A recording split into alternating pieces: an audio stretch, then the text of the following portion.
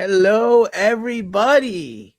Welcome back to Miami Total Football Radio, the show we're taking two, trying again with my daughter Georgina. And she's here. She's in better mood, I think. Say hi to the camera, Georgina. Say hi to the people. Say hi to the listeners and the viewers. There she is. Look, she's waving. Hi, guys. She is a Miami Total Football radio correspondent after traveling and helping me go to Medellin, Colombia. Pass her over to her mommy. Georgina was officially a Miami Total radio correspondent this past weekend as she made her first ever international trip to Medellin, Colombia. So she was there in attendance. Her mother is Colombian born, Medellin born, so Paisa, as they're known. Georgina got to not only help her old man take in Saturday's game, but also got to meet some family that she has in Colombia. And Sean Callahan, 8080, says it's a baby again. She was much better behaved this time. Just as sleepy and cranky because she was sleeping not too long ago, but it's better second attempt. A little less camera shy. Hello to everybody joining us here on this very chilly Tuesday. I go to Colombia for a few days. I come back and it's New York City. It was 30 degrees last night, or 35 degrees, 36, 37. Freaking freezing. Much different than the climate in Medellin, which was 60s, 50s. It was nice. It was nice. Of course, this show will be largely about that trip. I am Franco Panizo, Georgina's dad. Your usual co-host. Nobody else is joining me today. Jose and Andrea tied up again. Hope to have them next week. But of course, this episode will be largely about the game in Colombia, Inter Miami versus Atletico Nacional. Plenty of talking points, of course. Not only Inter Miami with the victory, but Lionel Messi prompting all types of madness and Messi mania in Medellin, Colombia. His first appearance, maybe the last of his career in that city.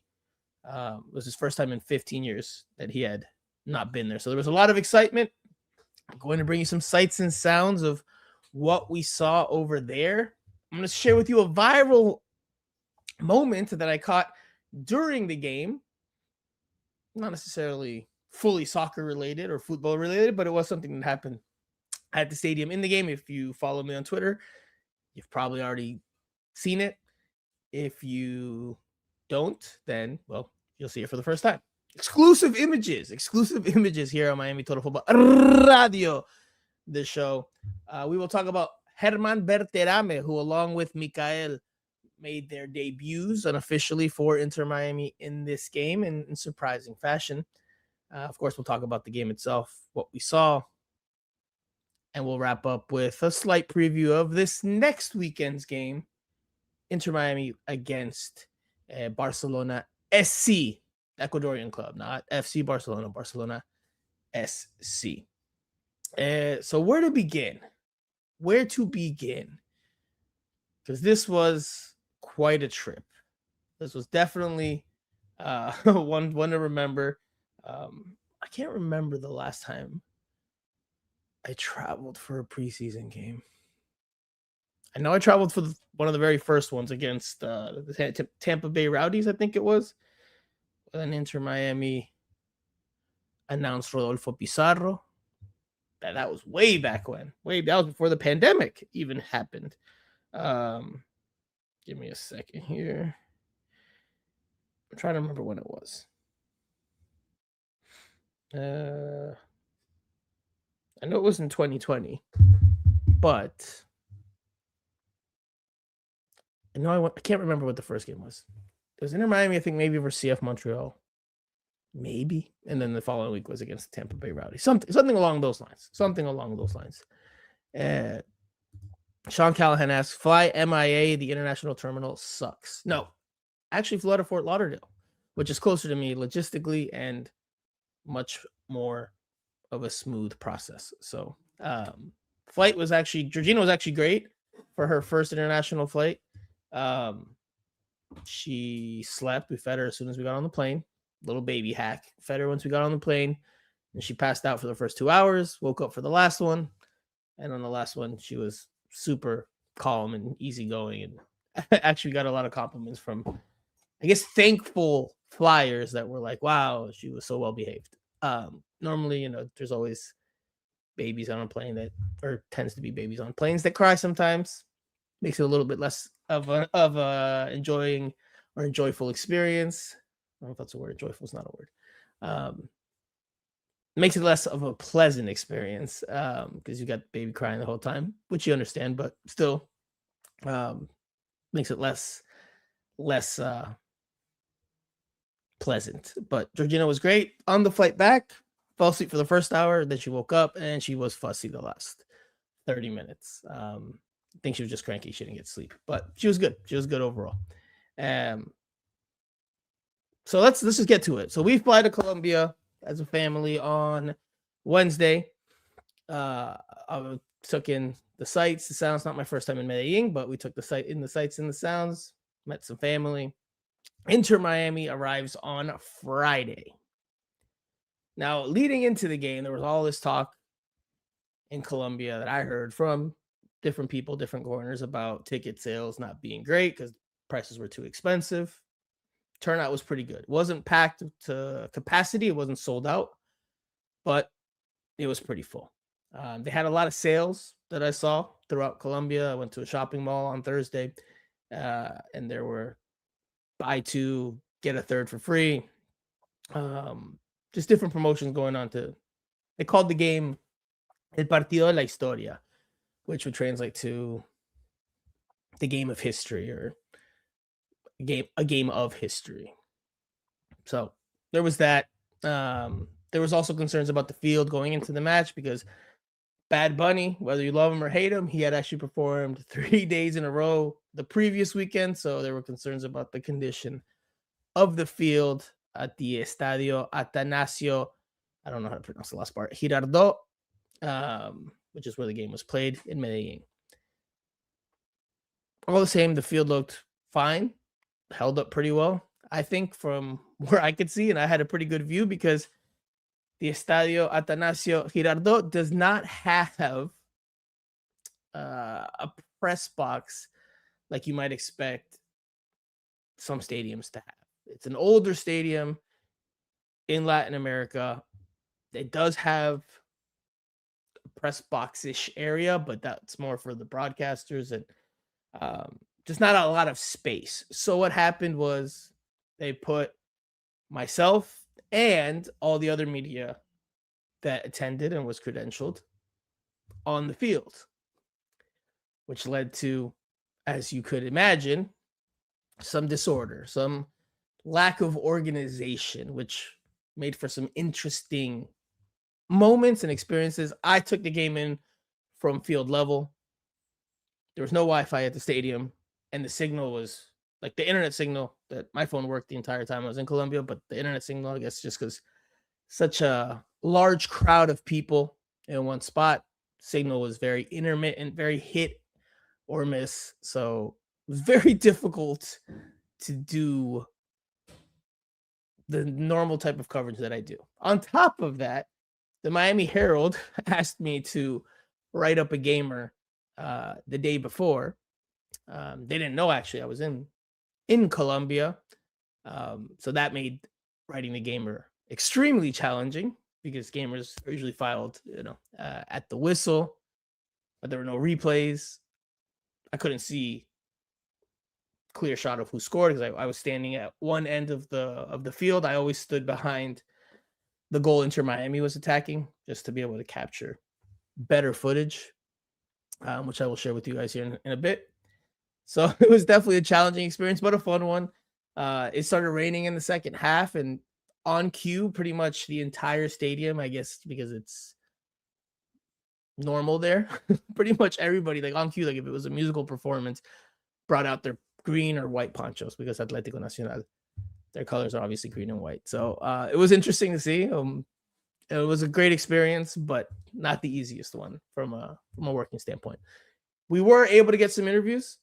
There were 2 of us in attendance from the local South Florida press corps, myself and not Jose Rodriguez, our beloved Cinco, our beloved Island Jose, not Jose Rodriguez, but Javier Rodriguez, who is a Colombian media member who goes to the games, occasional practice.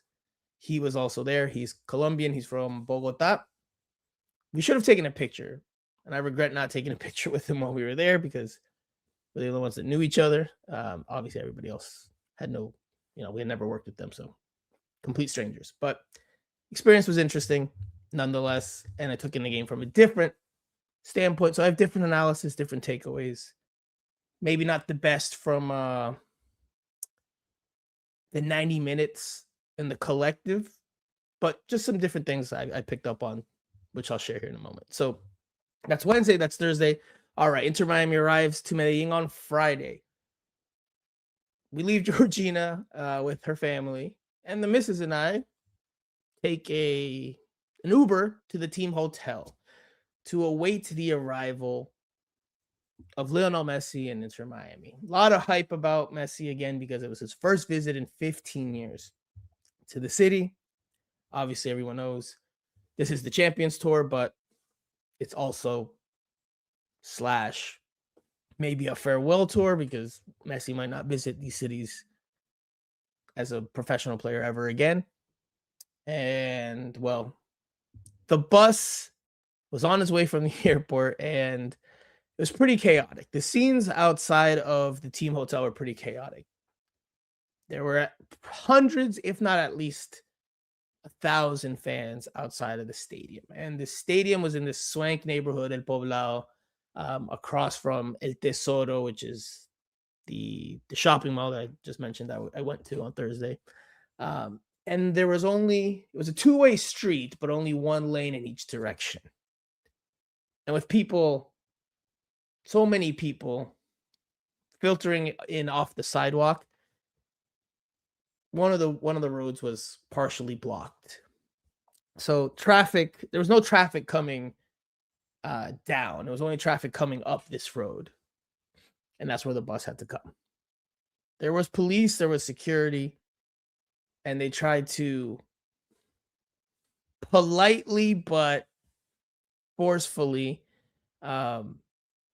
maintain order, but it proved way too difficult for them and for just the overall setup. It wasn't logistically well thought out. I did have this conversation with someone on Twitter. How is it that wherever Messi goes, everyone knows where he's at, the hotel? So in large parts of Latin America, it is very common for news reports, be it radio, be it print or online or TV, to know and share times of flights, team hotels, arrival of location at team hotels.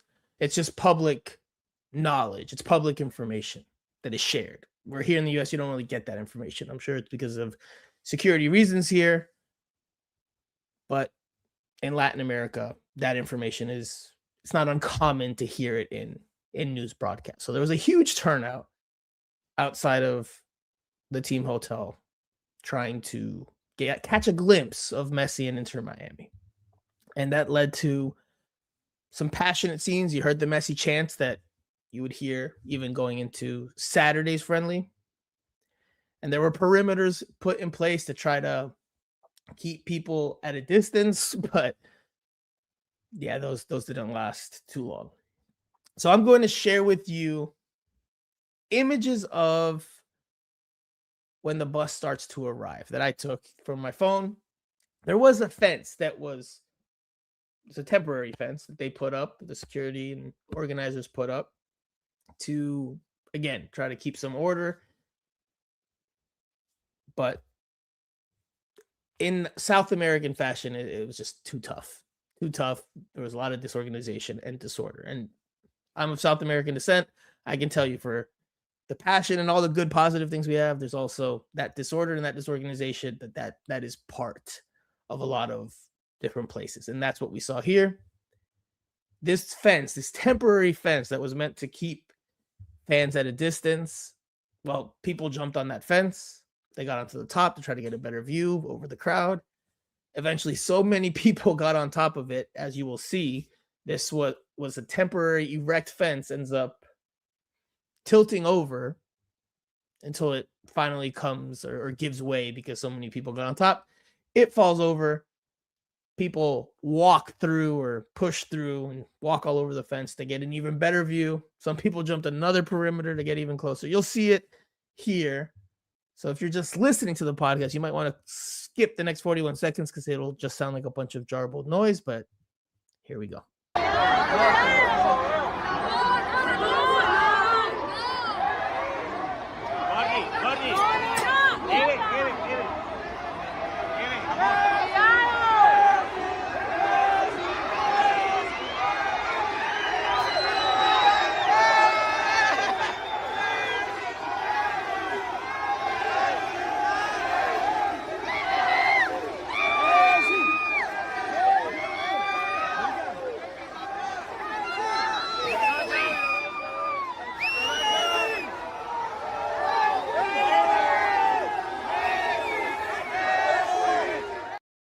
So you got a glimpse of what the scenes were like. And that was once the bus arrived. Before the bus arrived, at some point, security guys started pushing people to try to keep the crowd back, but they were just so outnumbered. And this logistically just wasn't a street or an area that just could contain the arrival of the bus, closing off another street, because it caused for a big traffic jam, right? Like the road coming up north.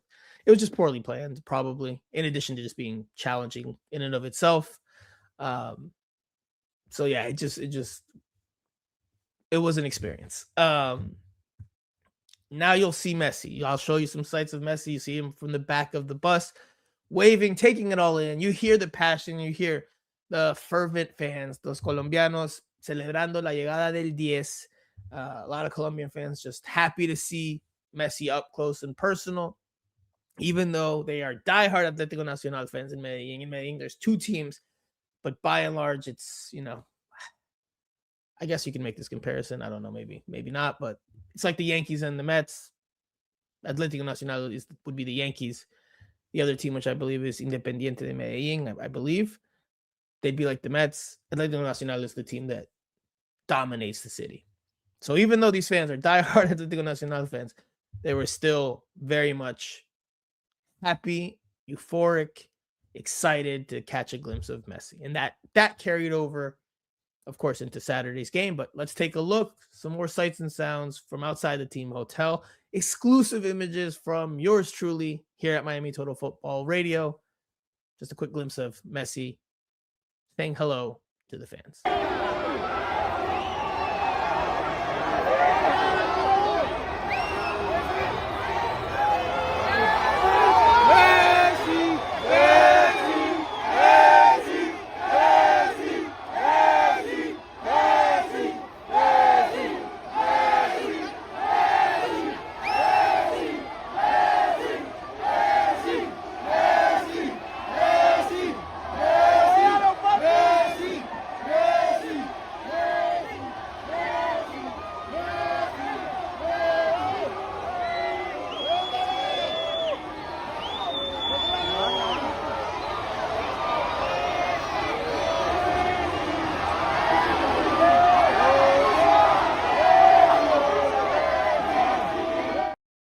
So there you go. Some more sights and sounds from outside the team hotel in El Poblado neighborhood, which if you've never been to, highly recommend checking out.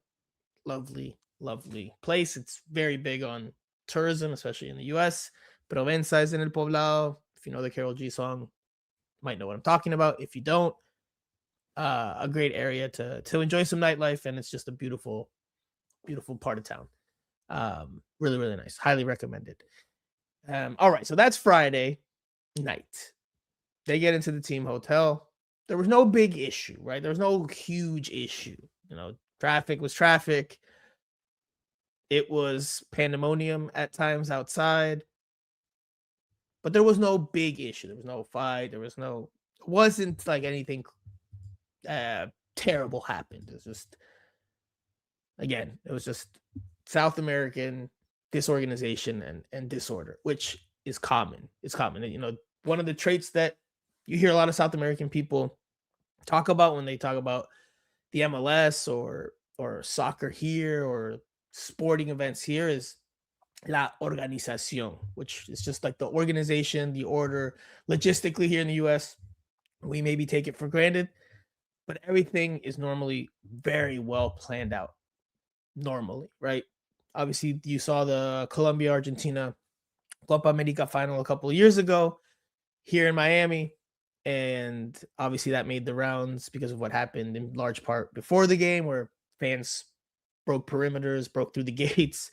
We're going into different holes at Hard Rock Stadium, different vents. You saw scenes that you normally don't see in the US. But normally in the US, everything is really well planned out, really well organized, really well structured, and there's an order about it. You don't necessarily get that everywhere else, and that's something we do, I think, take for granted here in the US. It's not like that. It's not like that everywhere else. Boss Daddy 85 says fandom in the US doesn't have nearly as much passion as around the world. Even if people knew more info about travel, it wouldn't really matter. I agree with that. In the US, I mean, it's a first world country, right? So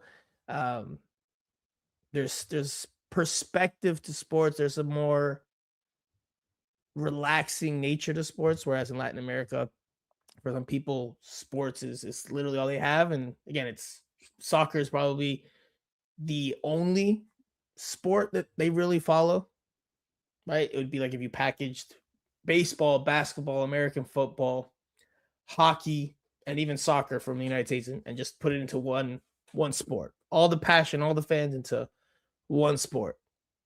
And that makes it mean more to a lot more people. That leads to a lot of euphoria, a lot of passion. Also can lead to ugliness at times, but yeah, it's part of it.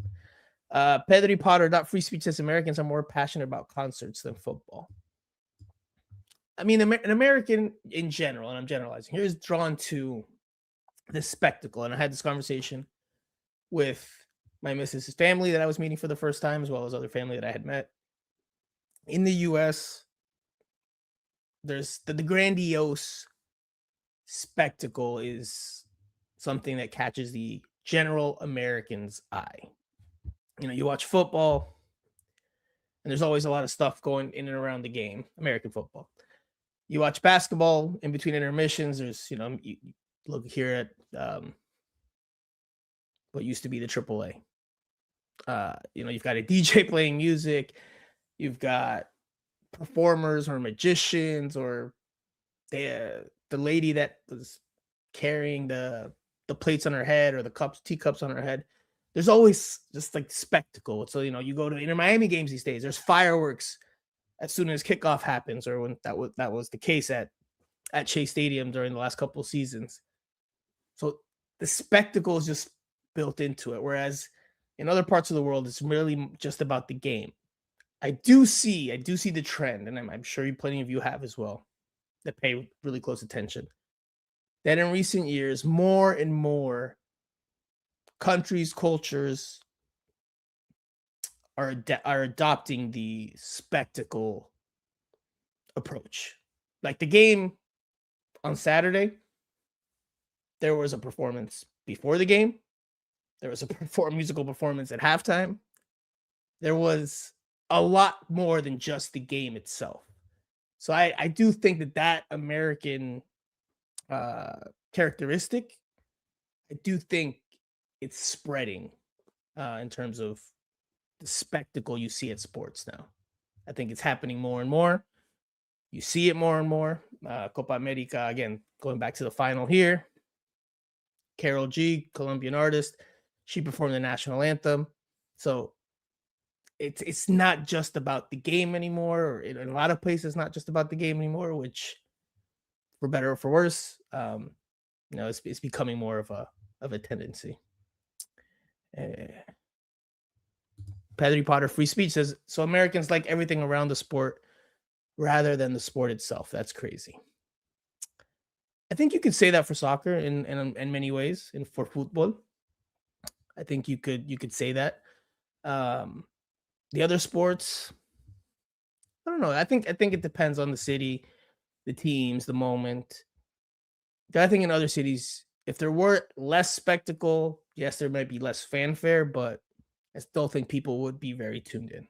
But the spectacle's part of it, man. I mean, listen, I have an NWO hoodie on here to protect me from the cold, which is an old school wrestling faction, as it was called, or you could call it a group. And look at wrestling these days. I don't watch the modern product. I haven't watched modern wrestling in 20, 25 years since I was a kid. But it's just a huge spectacle. It's fireworks. It's huge screens. It's just this larger than life approach to things, and that's something that's very, very American. Sean Callahan 8080 correcting me, which he's right. Stable is the proper word. Faction, I think faction works too. Boss Daddy 85 says, just like at MLS Cup with Lunai performing, which literally no one cared about. It was too hot. Just get to the game already. Luis Barrios 9533C says, we need to get cheerleaders in MLS. Maybe from Medellin would be great. The women in Medellin are lovely. My missus, again, is Medellin born, and she's lovely. I'm generalizing, and maybe I'll catch some heat, but in Medellin, the women are very, very, looking for the right word here. They're very, very considerate about their looks and their appearance, very feminine, and they get done up more often than not, even if they're just going for a run to get coffee or do whatever. So, lovely city, and from my opinion, my taste, some of, if not the most beautiful women in the world. So, there's that. Just say Latina baddie. Pedri Potter Free Speech today. He's not coming at me. I think he's agreeing with me because I'm sharing some of his viewpoints. I'm not going against him here. Boss Dad 85 says voluptuous. Rico de la Vega 4511 says cheerleaders are totally unnecessary in any sport. Only mascots are needed to keep children's attention since they don't follow the game their parents want to watch. There you go. There's another aspect that is big in American sports culture, and that's mascots. Don't see that as much in soccer, but you do every now and then. All right, so that was Friday. Saturday, before we get to the game, Saturday morning, Inter Miami did a clinic with some youth teams there. It was like Inter Miami's some youth coaches, and they did a youth clinic with some younger kids. I did not attend that just because I would have had to dedicate the whole day to being away, and I don't think my missus would have been too happy about that. But Inter Miami, I do want to share that Inter Miami did do a clinic like it did in Lima, Peru the week prior to help grow the game.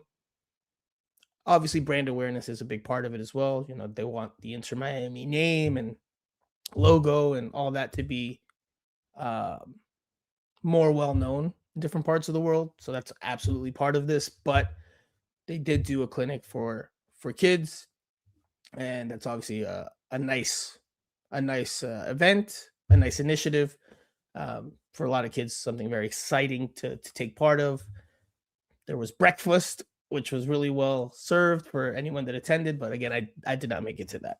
But that was something Inter Miami did do. Now, a couple of hours or a few hours before the game, it is revealed, although you could probably have a hunch or a sneaking suspicion going into it, but it was revealed that Germán Berterame, who had been announced earlier in the week as a signing, well, he was in Medellin. He went on his own. He did not travel with the team from South Florida because he had just finished signing the contract from Mexico, but must have flown from Mexico to Colombia to join up with his new teammates, Lionel Messi and the rest of Inter Miami. He was available for selection. He did make his debut in the game. We will talk about his performance, the initial takeaways we can have. But let's listen to Germán Berterame, some of his first comments since joining Inter Miami. You will see the trademark Medellin backdrop with the brown buildings and the mountains. Very Medellin. This was Germán Berterame. I'll translate afterwards for those of you that don't speak or understand Spanish. Obviamente que todos los proyectos que me fueron dando cotidianamente, hablando con la familia, siempre es un plus, el aire nuevo. Y obviamente, ya lo dije en varias cosas, siempre fue un placer de poder coincidir obviamente con Leo, y obviamente más allá de que está Leo, también están todos los compañeros que lo he visto muchísimas veces o hemos enfrentado varias veces, y creo que ese proyecto es lo que también me genera la gana de poder estar acá, obviamente, y creo que hablándolo con la familia la hicimos bastante bien. So he says at the end that he talked to his family about it and they made a good decision. Talks about being able to coincide and be part of the day-to-day with Lionel Messi, as well as the rest of the teammates. He mentions that he has played against them on a few occasions, so he's seen them, some of them, and a little familiar with some of them. So he was excited about making the decision. I'm sure once we get a proper chance to speak to Germán Berterame, we'll get a little bit more, but those were the initial comments hours before he makes his unofficial debut for the South Florida side. Now, at the game, so I get to the game, taking the sights and sounds from the outside, get my credential. They walk me to the field. Normally, I don't go to the field, right? Normally, here in South Florida, here in MLS, I'm not a photographer, so I don't normally go to field level. I go up to the press box, have my laptop, watch the game from above, can see tactically what both teams are doing pretty well. But again, this setup was different. I was on the field, as were a lot of people, celebrities, reporters, organizers, security. It, again, was chaotic. Scenes were chaotic. As kickoff drew closer and as the teams were getting ready to come out for warm-ups, it was crowded on the stairs that the players had to take up to get to the field. So much so that I heard from people in Colombia that Inter Miami threatened not to come out of their locker room if things weren't better organized. Like if they couldn't get up the steps cleanly out to go do their pregame warm-ups, that they weren't going to come out. That's what they told event organizers. So the stairs had to get cleared. People had to get pushed to the sides. Again, part of that disorder and that disorganization. I was there to catch a glimpse of the team coming up the stairs. I thought I had that video here, but I did not upload it. So you just have to take my word for it on this one. Maybe I can multitask and get it to you guys before the show's over. Let's see, where is it? Well, I'll just show you guys. How about that? I'll just show it to you guys like this. There we go. So there's Messi. You can see all the people pushed off to the side. I'm obviously on the opposite side. And there's the rest of the team. Luis Suarez, Germán Berterame. All right. Well, at least you guys can see it. Impromptu here at Miami Total Football Radio. Makeshift, doing the best we can. So the team comes out. They do their warm-ups.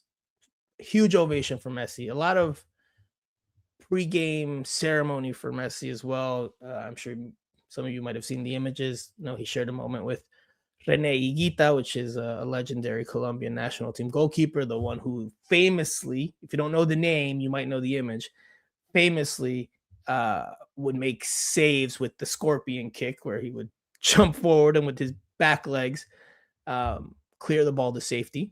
Sometimes it didn't go as planned, and he would foolishly give up a goal. But he made that famous, and he's well known for that across the world. Messi shared a moment with him before kickoff.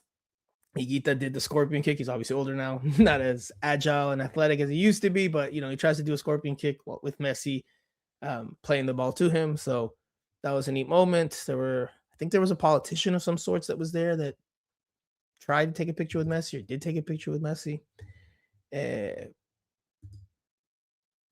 Now comes the video that went viral, over 1 million views on Twitter. It was a combination of instincts / being in the right place at the right time. So I am walking, right? So we're after Inter Miami gets onto the field for their pregame warmups. As you can see, I was in the tunnel, or just outside the tunnel. I had walked up that tunnel to get to the field. That's where the credentialed media walked through. We were behind the benches, right? Everybody, a lot of people were behind the benches at field level. Inter Miami clearly did not like that, because it turned into some pandemonium. People were getting really close to the sideline to try to take videos or pictures. So Inter Miami made it known that was not going to fly. So event organizers then, like cattle, herd us away to the ends, right? To behind the goals, away from that sideline. We could go to the other side of the field and watch the game from that sideline, but they were, pushing us out to the outside to the goals. So as I'm walking towards, I don't know my compass there. I don't know which was north, east, west, and south. But as I'm walking to one of the goals, walking behind one of the goals, I see Maluma, who, if you don't know who he is, he's a very famous Colombian music artist. Recently shaved his beard. He's a very good-looking guy. He's definitely had some hits here in the United States. Just had a song with The Weeknd, Hawaii de Vacaciones. I'm not a singer, so I won't even try. But I see him and his entourage. They're walking in the opposite direction. So we're walking towards the goal, and he's walking with his entourage towards the middle of the field on the sideline. He takes a picture with a fan who recognizes him, because there were also fans on field level. I'm telling you, it was not like what you see here in the U.S. There was all different types of people all over the place, and that's not even all the passionate supporters in the stands. I'm talking just on the field, all types of people. Maluma takes a picture with this fan, and then he turns to continue his walk towards the middle of the field. Now, as he does so, he stops dead in his tracks, along with a fellow organizer of the game, or I don't know if someone in his entourage. 3 to 4 guys that are part of the organization come and tell Maluma, who is from Medellin, he's Colombian, he's an Atletico Nacional fan. You will see he's wearing the Atletico Nacional green jersey. He gets told, no, you're not able to pass through here. It's not happening. He didn't make a big fuss. There was no big issue. But the moment went viral in Colombia, because it's just not something you normally see, which is a celebrity of Maluma's stature in essentially his home, his city, get turned down in that way. So we'll take a quick look. Then we can get to actually talking about the game itself. But this was the video that went viral in Colombia.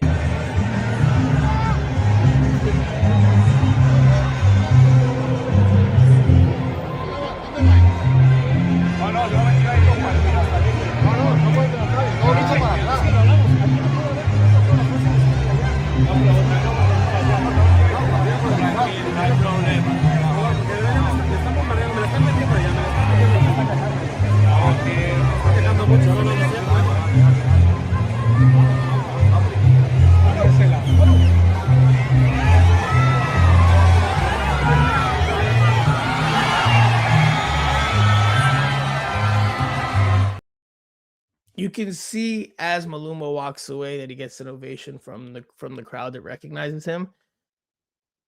I'm genuinely surprised that I was, from what I've seen and looked at, the only person that caught that moment on camera.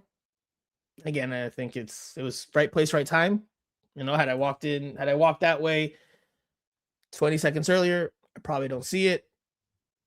So it was definitely some fortune, but I was recording just based on instincts because, yeah, so I'm patting myself on the back here for you guys. Yes, I'm patting myself on the back because I had the instincts to be like, all right, it's Maluma, let's see what happens. And anyway, that made the rounds in Colombia. So it was big news. It was big news. Almost as much as the game itself in Colombia. I'm not talking about here in the US, but in Colombia it's pretty big news. Rico de la Vega 4511 says, not even the Pope would be able to come up to Messi unannounced. The crazy part is that Maluma and Messi know each other and they've met before. There's this, I don't know what song it is, because I'm not the biggest Maluma fan. I do like some of his music, but I'm not the biggest Maluma fan musically.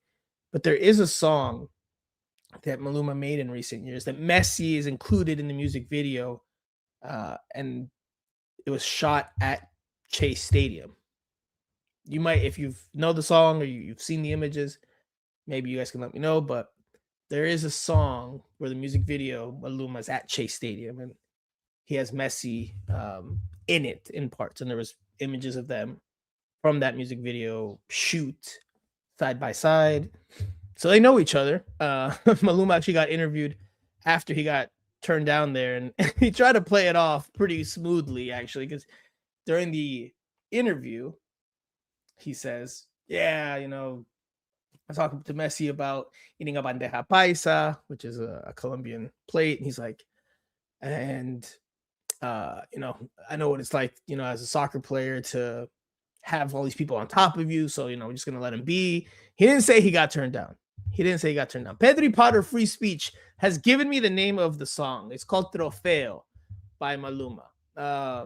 And yes, if you look at Trofeo by Maluma, the image of the song is him and Messi at Chase Stadium. I've already just taken a quick screenshot to share with you guys. Let's see if I can quickly get it up here. It's uploading. Good job. Petty Potter, you might be the MVP of the comment section this week, man. You might be the MVP. Luis Barrios 9533 says, great journalism. I don't know if you're being sarcastic or not. If you're not, thank you. If you are, completely get it as well. Some people really liked the fact that Maluma got turned down in Colombia. Others did not, but you know, it's something that happened. I just reported on something that happened. This is the image, as you can see. There's Messi. I think that's the La Noche kit. So from what, the 2024 season, maybe. And there's Maluma wearing the heartbeat collared jersey from 2023, and they're clearly, obviously, at Chase Stadium. There's a trophy in hand. So Messi's featured in that music video. They know each other. Yeah, Maluma just wasn't able to, I guess, use his pull there to get closer. He was trying to get to the VIP area. There was like VIPs at midfield that were still allowed to stay there. I guess that's where he was trying to go.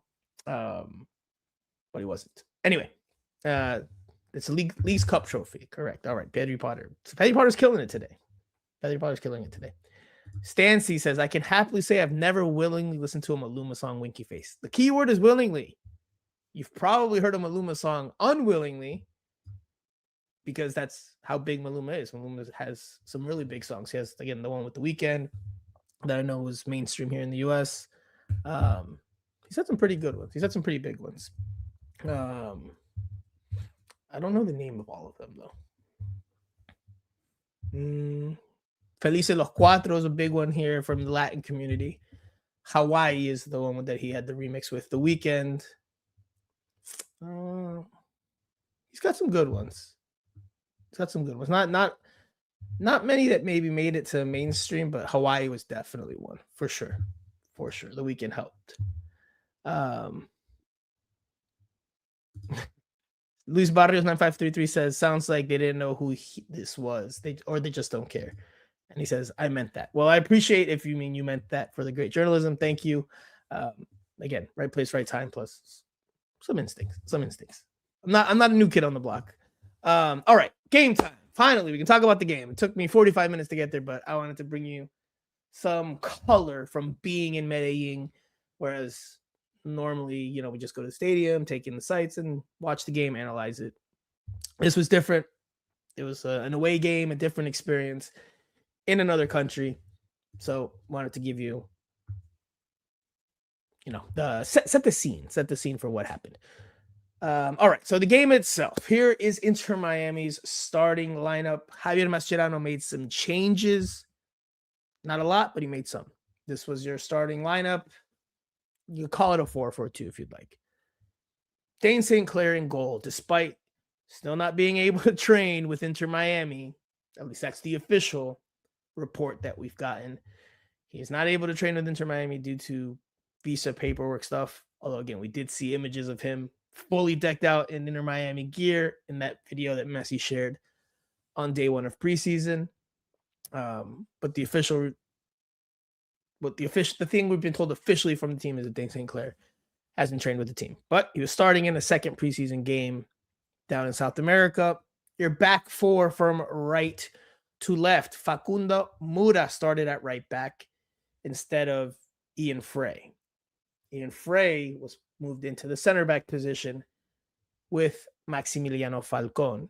Noah Allen got the start at left back instead of center back because of the injury to Sergio Reguilon. So Mura, Frey, Falcon, Allen.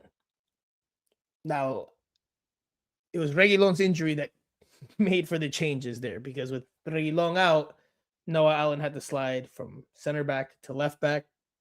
That opened up a spot at center back, which brought Ian Frey from right back, where he played against Alianza Lima, or started against Alianza Lima, to center back. And then you had Facundo Mura starting at right back. So that was the domino effect. The midfield, you had Matteo Silvetti, you had Rodrigo De Paul, you had David Ayala starting instead of Yannick Bright, and you had Telasco Segovia on the left. Up top, as expected, Lionel Messi and Luis Suarez. 4-4-2 pretty much. You could say at times a 4-3-3, but largely a 4-4-2. And again, Rico de la Vega 4511 says, take that, Michelle Kaufman. Shout out to Michelle. Michelle's a good friend, and again, someone I filled in for. She was on vacation in Mexico over the weekend, which is why I got the opportunity to write about the game for the Miami Herald. Check out the article if you haven't already. So 4-4-2. Again, from where I was sitting or standing, didn't get the best tactical look at the game, and there's no repeats, unfortunately, so I don't get to rewind it and better analyze it. But from what I saw in the field, I saw better performance than what I saw against Alianza Lima, where they lost 3-0 a week prior. I thought I saw a team with better possession of the ball, and you guys maybe can help let me know if those were your thoughts from watching it at home or wherever you guys saw it. But there was not a whole lot of penetration with that possession. And Inter Miami still looked very vulnerable, and you could feel it from field level. Anytime Atletico Nacional won the ball and started to transition quickly, you could just feel like the energy from the fans, because it looked promising for them and looked dangerous for Inter Miami. Messi plays a fantastic ball in the first half. It's probably one of two moments Inter Miami really has in the first half. Plays a fantastic ball to longtime teammate Luis Suarez, who from field level, I will tell you, you can see that he competes very hard. He runs as much as he can, as his legs and as his lungs will permit him to. He's a competitor, easily ruffled. Like, his feathers get easily ruffled. He gets bothered very quickly. I mean, and I know you guys see this from the TV as well, but Just this little details that you see from field level that you don't necessarily catch on the broadcast because the broadcast is further out sometimes, or they're focusing on another player. Like at Luis Suarez at one point, someone was marking him on a corner, and because they tugged his jersey, he got very upset, like really bothered. I thought it was good. I thought it was going to lead into like tempers flaring, but it died down. But he got bothered by like the smallest thing, the smallest thing. Temperamental or not, again, he puts in an effort. He puts in an effort.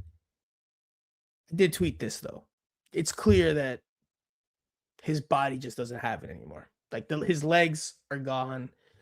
His body is clearly deteriorating for a professional level.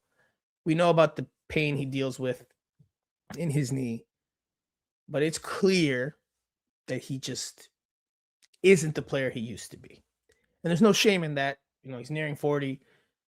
He's had a hell of a career. Nobody, nor anything, nor anyone will take away the career that he has pieced together. El Pistolero has had an amazing career. He's been an amazing, if controversial player.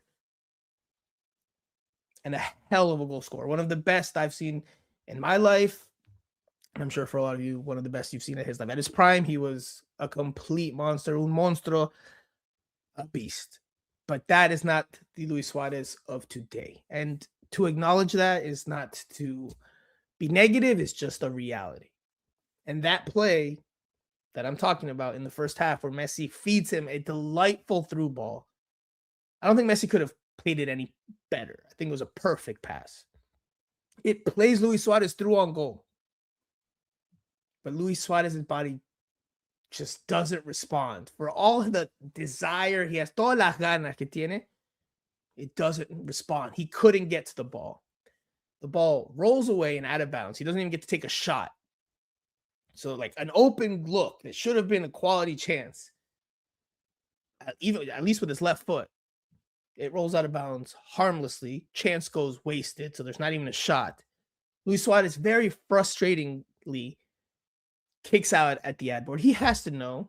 He has to feel it inside. He has to know what's being said. And he's probably realist and knows he's not where he used to be, even though he is dying to be a version of that. And he's just not. And it's no secret and just no shame that, look, Inter Miami just went and signed a number 9 as a DP in Germán Berterame. That clearly shows whatever they publicly, they're not going to say it. They're not going to say, you know, they're not going to badmouth Suarez or be critical of Suarez. They're very careful, especially Javier Mascherano. They're very careful about the public image. But clearly, you know, behind closed doors, if you're going to sign a DP number 9 while you have Suarez on your roster, it's because you know the reality of what Suarez can provide this day and age. I've talked about this with Jose Armando, our beloved Cinco, our beloved Island Jose. I mentioned this last week. I expect Suarez to have a predominantly roll off the bench, a substitute role, and he will score some goals. And hopefully for him and for Inter Miami, they are important goals that he scores off the bench. But that's the role I see him having this year. He clearly just isn't capable of giving you number 9 production anymore as a starter. Just can't. His body's just not responding. That was one of Inter Miami's moments in the first half that went to waste. The second one, the better one, was Messi taking a shot, doing Messi things, a nice low, well-placed effort to the bottom right corner. Colombia national team goalkeeper, Atletico Nacional captain David Ospina gets down well to make the save. That's about it from my vantage point from Inter Miami in that first half. Again, they had better control. They were a little bit sharper than they were against Alianza Lima. But it was a lot of possession without production, without penetration. Didn't create a whole lot. And they go down in that first half off of a fantastic goal I think his name is Rengifo, the young Colombian midfielder who also he's earning a lot of plaudits in Colombia. I'll tell you that. He was getting a lot of love in Colombia. Not just because of the golazo. People fall in love with goals. We all fall in love with goals, right? It's what makes the beautiful game the beautiful game. But his performance in the midfield, his energy, his bite, he took one ball away from Messi when Messi was trying to do his usual dribble one way, dribble the other way, which normally frees him up to find space and armar el juego. Rengifo didn't bite on it, wins the ball high up the field, and sparked the counterattack. That really got people out of their seats, got people really, really excited. Juan Rengifo. He scores a hell of a goal from outside the penalty area. A nice build up from Atletico Nacional, and then Rengifo unleashes a left-footed blast past the full stretch. Dane St. Clair has no chance at it. Rengifo and Atletico Nacional up 1-0 going into the break. The second half was a different story. Atletico Nacional has already started their season. So they start taking some players out. They took out Ospina at halftime in goal. They brought in the backup goalkeeper. And they took out the CEO, which was the starting center back, who was giving Inter Miami all types of problems. He was tall, strong. He's a Colombian national team player as well, or has been. So Atletico Nacional starts making changes. And Inter Miami, by and large, keeps the same 11 that they had. And it started to rain. So field's wet, a little sloppier. Inter Miami grows into the game as Atletico Nacional, their level starts to drop because they don't have the same quality on the field. Inter Miami's first goal comes off of a mistake from the backup goalkeeper, Castillo. The backup goalkeeper, oh man, where did the video go? Thought I had it. Thought I saved it. Guess not. I had video of the goal. I thought I had it ready to share with you guys, but apparently I didn't download the file. You know what? I'll just do the phone trick again. Castillo, the backup goalkeeper, Atletico Nacional like to build out of the back with short passes. He has the ball at his feet. He plays it towards the middle, and it's an errant pass. It's a crap pass. I think it went right to Rodrigo de Paul. Rodrigo de Paul knows what to do with it, and he looks for Lionel Messi right away.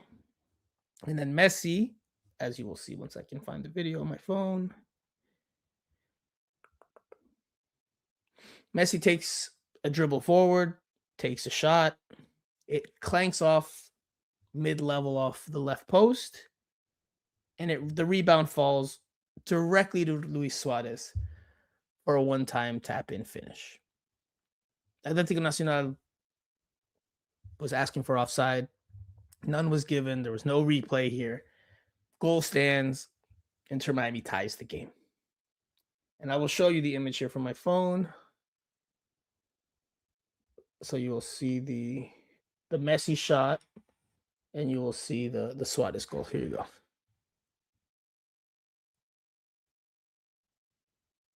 So Inter Miami ties the game in that fashion. Sorry, no, it's not the best production here, but yeah, I'm a one-man team tonight. All right, so I'm still in preseason form, still dusting off the cobwebs like Inter Miami is.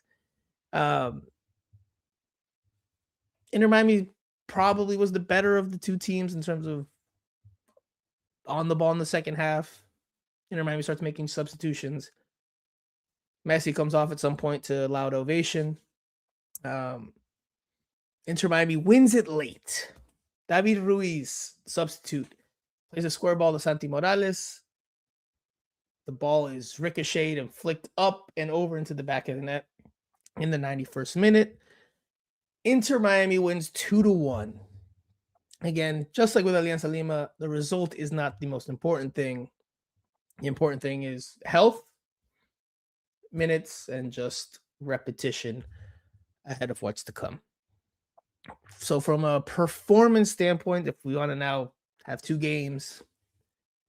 There's still a lot of work to be done, right? Still not a fine-tuned machine, which, okay, we can expect. It's only been a couple weeks of preseason. But you need to see more progress. We saw progress from game 1 to game 2. Now you got to see even more progress from game 2 to game 3 this coming weekend. So let's see. I'm going to share with you a Messi clip that I got just so you guys can take in some more of the sights and sounds of the stadium. This is a vertical video. I'm really upset at myself for not having that horizontal video for you guys, but I have this vertical video of Messi for one play. I was up close and personal, so let's just take a quick look.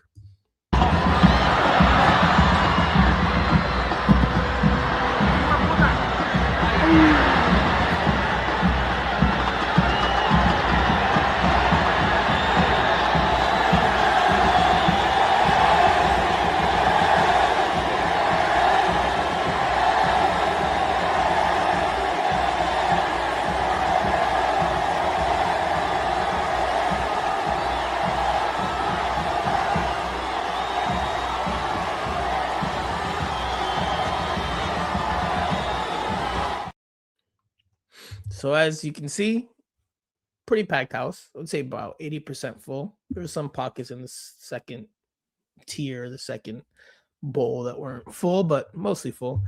And I just had a completely different vantage point than I normally do at the game, which made for some cool content. I was able to share that with you guys. Nice and up close. Probably as close as I've been to Messi since his press conference, because at training we don't get very close. So yeah. So Inter Miami wins 2-1. Performance-wise, collectively, questions about that midfield, right? David Ayala, this was his first start. Will he be able to supplant or take that spot from Yannick Bright? Completely different type of players. I thought Yannick Bright looked good when he came off the bench. Although, again, Atletico Nacional at that point was playing their backups, or some of their backups, because they're saving players for their actual season, not trying to risk or overly risk injury. Ayala will have to grow. The defense will have to gel. Noah Allen, man, he's had it tough. He's had it tough because he started as a left back. Last few years, he's been playing out of position as a center back. Now with Reguilon's injury, which looks to be for at least a couple months, or it looks to be, considerable, he's going back to left back right as Jordi Alba has retired, fresh off those heels. So that back and forth, completely different positions. He's been a Swiss Army knife, as has Ian Frey.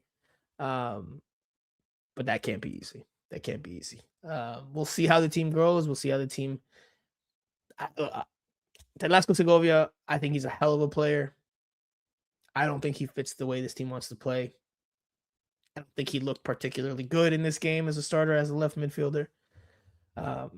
Maybe he hasn't had a whole lot of reps with Noah Allen as the left back. Maybe that plays into it.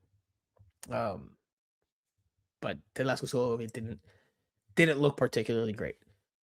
When Tadeo Allende, whenever his paperwork is cleared and he's able to get back to the group, maybe this week, don't know yet.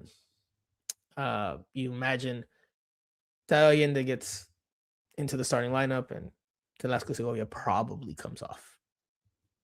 But again, the season's long. There's different competitions. You're gonna need Atletico Segovia to be clicking as well. So we'll see if they can find his form or find a way for him to better fit the style of play, because you can tell that he's not on the same tempo as the team. And again, I don't want this to sound like I think Atletico Segovia is not a good player. He is a fantastic player, very technical, creative, can score golazos, as we saw last year. But this team wants to play at a quicker pace. Atletico Segovia is more of a player that likes to bring the ball to his feet, assess his options, and generate play that way. Don't know if he can be as direct as Inter Miami wants him to be. Luis Barrio says, Ayala, though, looks lost. Boss Daddy 85 says, I'm excited about Mikael. He's big, can body people, and has speed. So that's where we will start to round out coverage from this game. is that Berterame, as I mentioned before, makes his debut. Mikael also makes his debut. They both do so in the second half. My takeaways from what I saw in the minutes that they had, Berterame looks like he will bring different movement, needed movement to that number 9 position. We talked about Suarez. Berterame was night and day difference during his shorter spell in the second half, his first unofficial debut.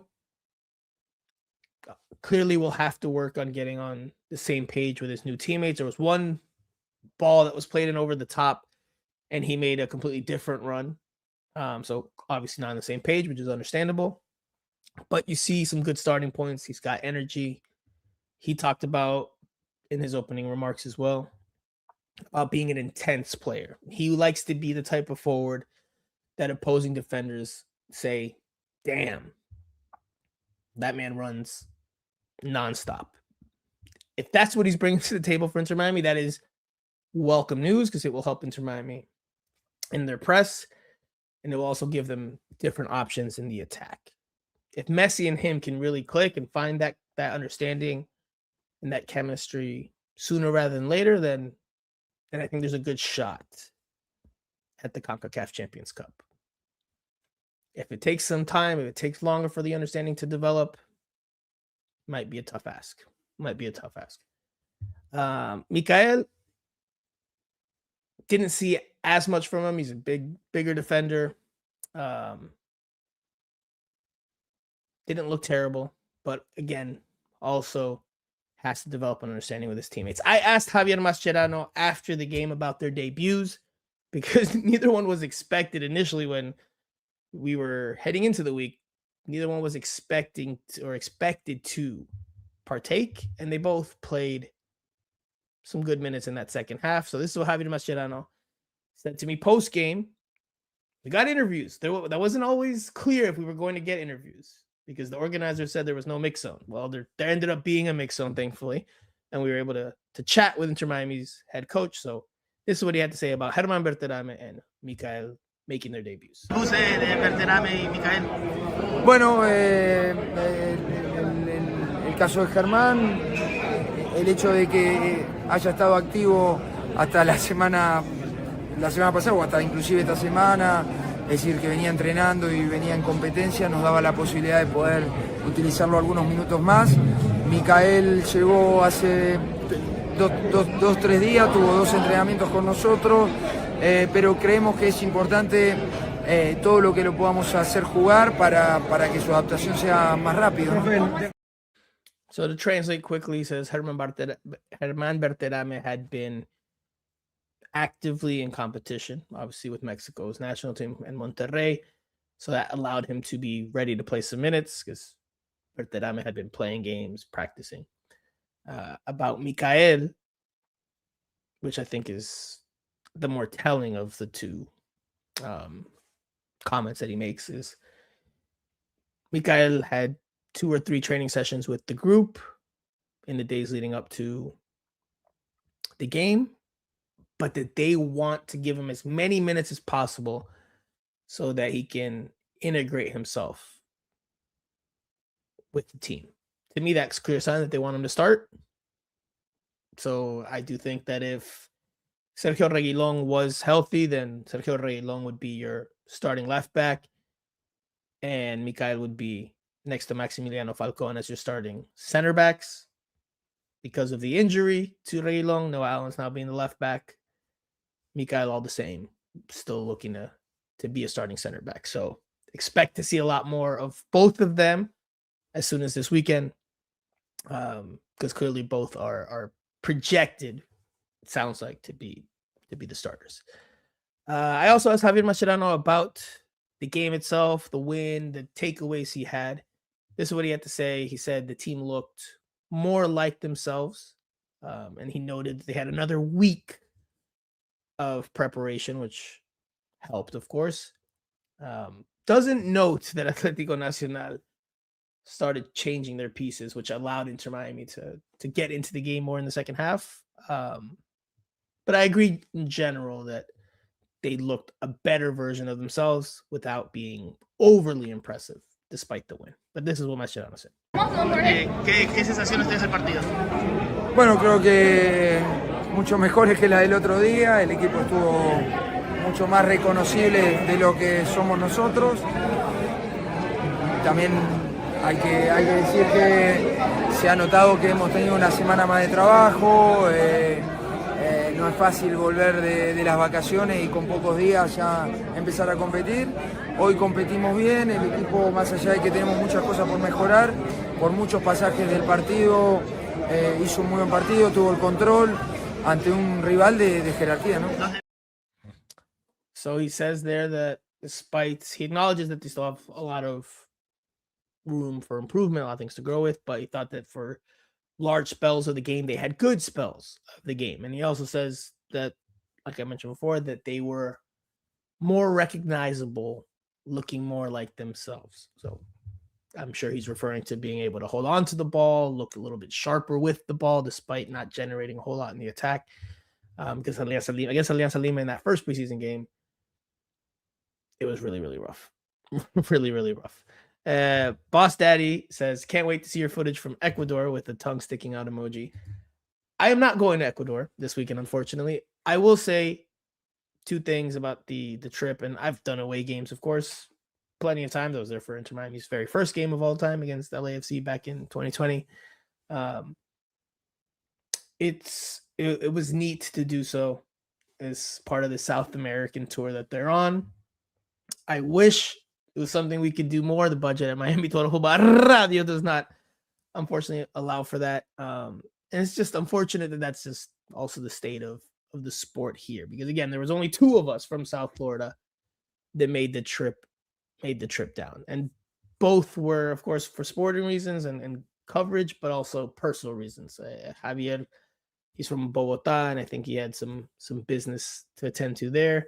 I have my missus and her family there, so it made sense to bring the baby so the baby could meet the family. I killed 2 birds with 1 stone by doing so, but it's unfortunate that there's not more demand and not more hunger for that type of coverage regularly from outlets. And I know it's preseason and all that, but in other sports, you see reporters travel for preseason. Inter Miami did give us some interviews, which again I mentioned before, which made the trip that much more fruitful from a professional standpoint. So that was nice. That was a welcome development. The full interviews are up on Miami Total Football's YouTube channel. Check them out if you haven't already. So from a work standpoint, it was a great experience. Not the easiest, again, because no signal, no Wi-Fi. Have to be accurate as to who's scoring what and who's doing what. And it's tough when you can't double check things or verify to make sure you're correct. So the gamer was sent in or submitted or filed a little bit later than usual, but apologies to the Miami Herald editors. That's just the reality of what we were working with there. To close out, Stancy here talking about Suarez saying he should have retired, but I guess the pull is too much. To close out, Inter Miami plays Barcelona SC in Ecuador this weekend. Another test. This is the 3rd of 4 games that have been announced to date.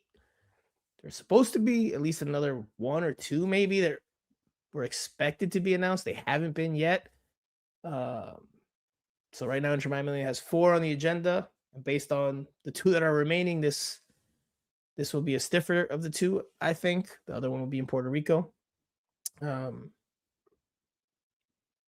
Obviously, you want to continue to fine-tune things. You want to continue to see better collective performance from the group. I'll go over my projected starting 11.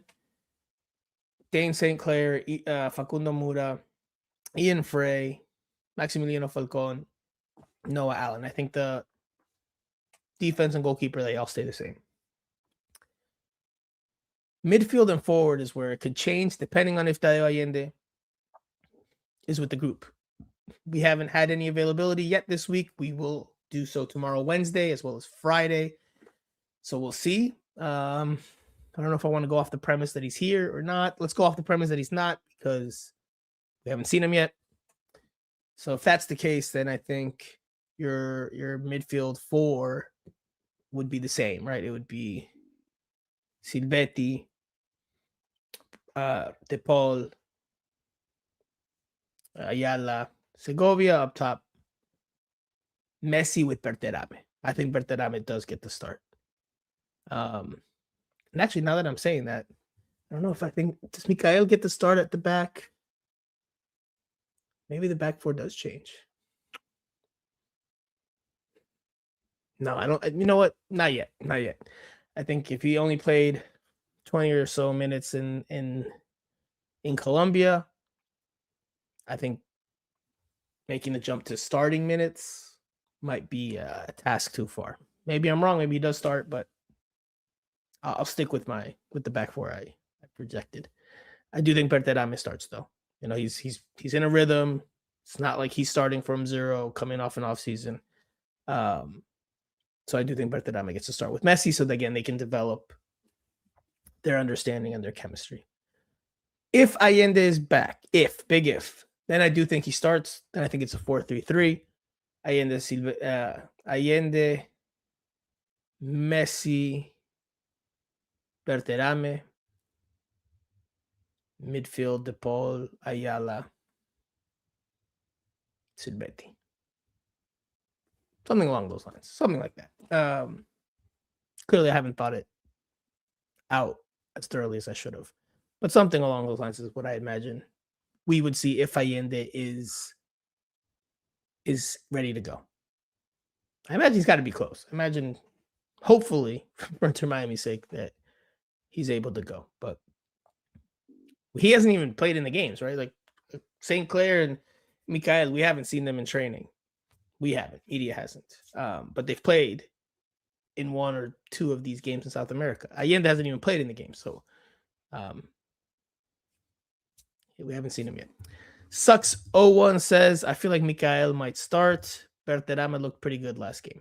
Stancy asked, did Allende's visa expire or something? He was already here, so I don't understand.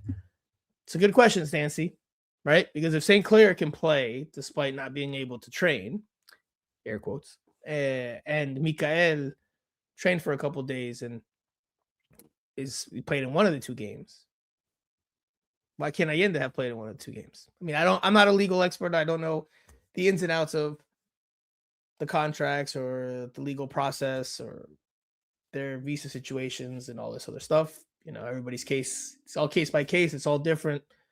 Some things turn around quicker. Some things don't for whatever reasons. It's a good question. It's a good question. But again, hopefully for Inter Miami's sake, they'll have everything ready to go. Let's see.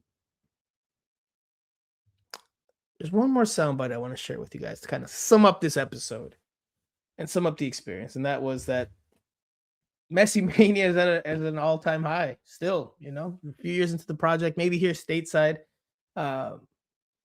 There's been a bit of a lull, you know, American mainstream audience has gotten used to him being here. Not saying you guys, but just the general American public has gotten a little more used to Messi's presence here. You know, the novelty has worn off a bit, but still as high as ever in other parts of the world.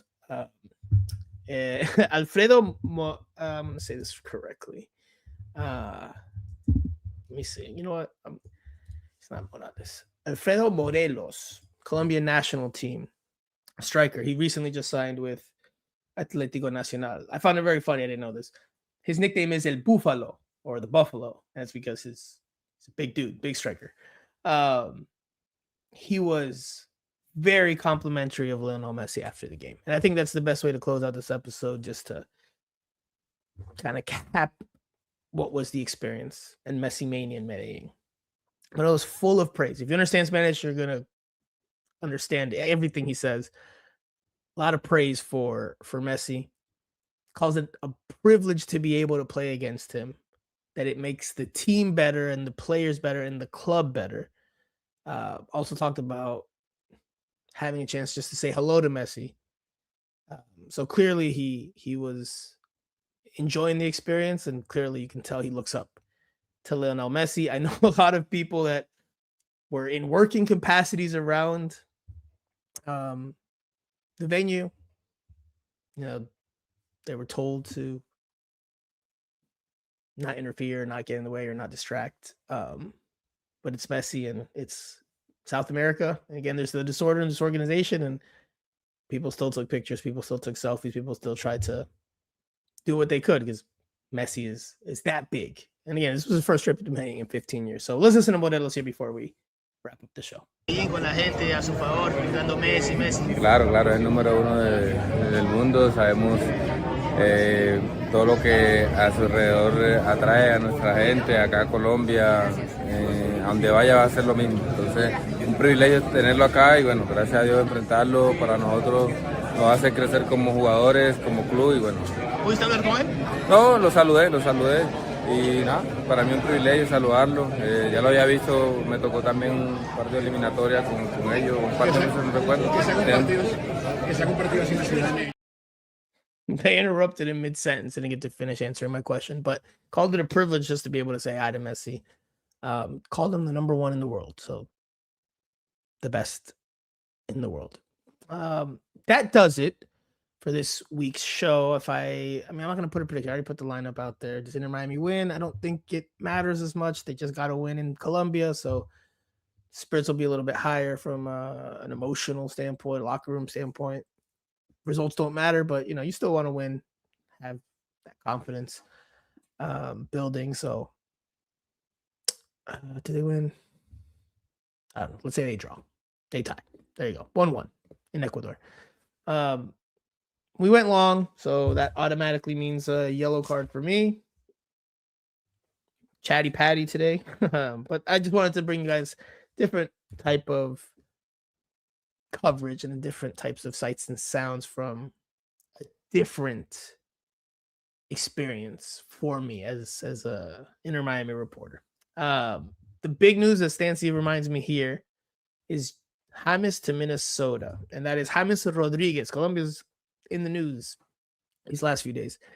James Rodriguez, a Colombian national team playmaker who is without a team, is being reported to sign with Minnesota United, at least just through the summer. That's, from a media standpoint, it's splashy. It will grab headlines. It'll grab attention. James is a big-time player with a big following. Funny enough, I was telling my missus's nephew, on the way to the airport when he was dropping us off. I was like, man, James needs a team. And he was like, no way. He's like, James can go without a team and he'll still be James at the World Cup. James is James. I was like, brother, at a World Cup where everybody's at their top level, to not have a team and get to the World Cup, if you even get called up, it's impossible for you to be sharp. And I was like, he needs a team. Well, reports came out today, not from me, but reports came out today that Minnesota United will be the team. And it's unfortunate. Honestly, it's unfortunate Inter Miami does not play Minnesota United at all this year, but especially during the first half of the season at home in South Florida, because the turnout would be massive. Obviously, there's a big Colombian population or a big Colombian community here in South Florida. That game would absolutely sell out, and it would be a huge spectacle, to go back to earlier. It's a big signing for MLS. James has questions about his professionalism and his ability at the club level. National team, he's more often than not been stellar, but club career has not always been great. We'll see how he does in Minnesota once that is official. But it's a big signing. It's a big signing. Bruni Sen says, wow, imagine if we had gotten James to MLS and CONCACAF Champions Cup would be over. I don't know if James and Messi could play together. They both need the ball at their feet to be their most impactful. So don't know if that would work. It would be a luxury to have both in riches, but I don't know if it would work in the starting 11. James doesn't run a whole lot defensively, so there's that. I do want to share one more one more sight from the field or one more takeaway. Rodrigo de Paul, he was very, I don't know what the word is I'm looking for, but he was a good teammate on the field. Very positive. There was a run in the first half that Noah Allen made that didn't yield final product or a good ball at the end, or the ball that went to him wasn't great. But Rodrigo de Paul was applauding him and encouraging. That's the word I was looking for. He's very encouraging and looked a good teammate. Whereas with Suarez and even Messi at times, right? And before you Messi fans come at me, even Messi at times doesn't display the best body language towards the teammates. Kind of looks dejected. You don't see him oftentimes fire his teammates up on the field, or you don't see him necessarily applaud a play that or a movement that doesn't lead to something super positive. Rodrigo de Paul did applaud Noah Allen, and it was a small detail, small takeaway, but it stood out to me. It showed that Rodrigo de Paul is trying to be a good teammate to connect the pieces there. So that's the veteran presence. Everybody's different. There's different players have different roles. So there were times that I saw Suarez make, flail his arms, look like Gonzalo Higuain during Gonzalo Higuain's time here. There were times where Messi, in his muted way, didn't look too happy with certain balls played to him or certain decisions that were made. There was one moment where I think he's talking to Facundo Mura in the first half where he was like not happy about a ball that was played or where it was played to. But with De Paul, I saw positive and encouraging body language. So Ouija Ando says, Pranko, buenas noches. Disculpa que llegue demasiado tarde. No hay problema, amigo. Ahí está el programa, porque ya estamos por terminar. Lo puede ver del minuto 1 hasta ahora y no hay problema. Yeah, I just told him that he can go back and watch the show from beginning to end because we're about to call it a day. So yeah, that's it. I just wanted to share those sentiments. I almost forgot to share that about Rodrigo de Paul, and I wanted to share that because it was one of the small things I saw, but I thought was notable. So we'll leave it there. I've got an hour and a half. Next week's show will be shorter, I promise, because I won't be in Ecuador. But we will be back next week to recap Saturday's game. You can watch it on OneFootball here in the States. $5 is what it will cost you, unless you want to go the illegal stream route. We'll be back next week to recap that match. It's on Saturday evening, I believe at 7 p.m. Then there's the Super Bowl on Sunday, that whole thing. So we'll be back at some point early next week, Monday or Tuesday, likely. Definitely not Sunday. I don't think. Well, actually, that's not true. I think a few of you would tune in, but for those of you that wouldn't, we'll leave it for Monday or Tuesday. So thank you guys for sticking with me. I know the show went long. I know it's late. I know it's cold out. I know I didn't have a co-host here, but you guys did get a chance to see Georgina. And she didn't cry this time, so she wasn't a diva. She was in better spirits after her first international trip, the Miami Total Football radio correspondent that she is. So we will leave it there. It's been a jam-packed episode. Hopefully you guys enjoyed it. Bit different than normal. Sights and sounds from on the ground. In Medellin, Colombia. Give us a like, a share, a comment, a subscribe, a review. It all helps us tremendously to continue to bring this type of content your way. And the more we get, the more chances we can go cover games away as well. So for Miami Total Football Radio, I am Franco Panizo. We will talk to you guys again very, very soon. Stay warm. Stay tuned for the news updates this week. I'll talk to you guys soon.